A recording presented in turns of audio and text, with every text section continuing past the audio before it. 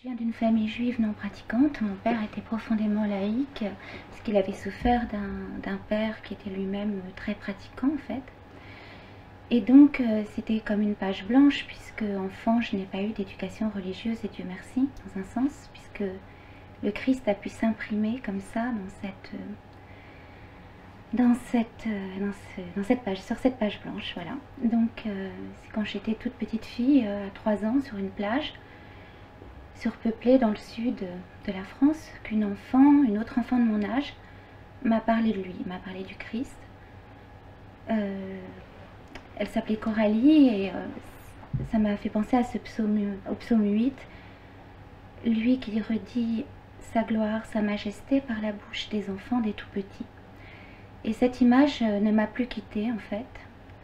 Elle a commencé à m'apprendre le Je vous salue Marie et le Notre Père que je disais quand j'étais dans mon lit avant de m'endormir. Et la première phrase qu'elle m'a dit, c'est: si tu ne crois pas en Jésus-Christ, tu seras emporté par les robots. Donc comme j'étais une enfant très inquiète, le Christ a été un antidote à cette peur au départ. Et puis j'ai commencé très vite à l'aimer. Et même, comme peuvent être les enfants, à tomber amoureuse de lui en fait. Il était pour moi l'infini, enfin.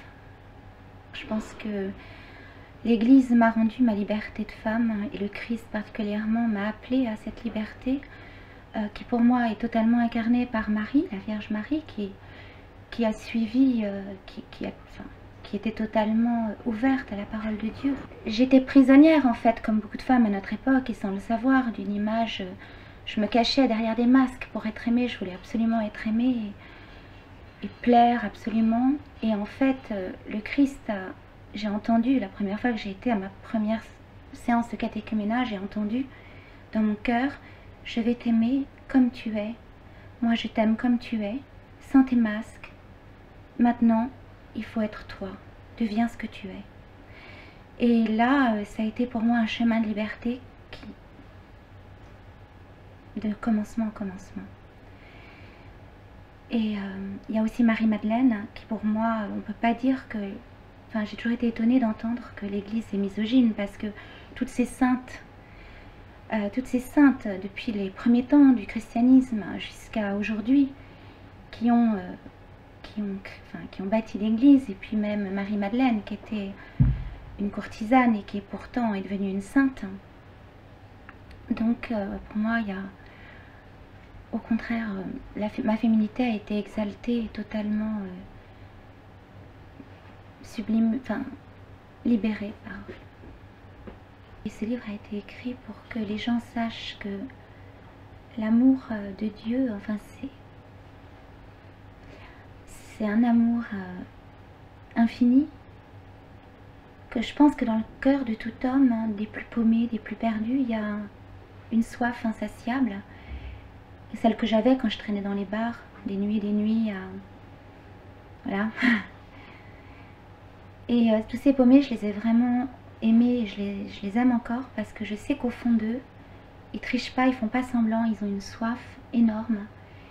Et j'ai écrit peut-être un petit peu ce livre pour leur faire comprendre que le Christ, c'est un amour nucléaire, qui dépasse tout amour, et que lui seul peut nous combler. C'est vraiment la phrase de Saint Augustin: mon âme n'a de repos qu'en toi, Seigneur. Enfin, je veux dire qu'on ne rappelle plus exactement, mais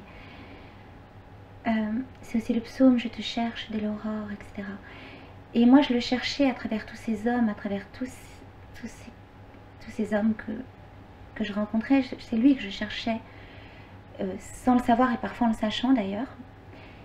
Et j'étais jamais satisfaite en fait. Et là, je peux dire que... Enfin, j'ai voulu vraiment écrire ce livre pour parler de cette joie profonde, de cet amour, de cette paix en fait. Je suis amoureuse, voilà.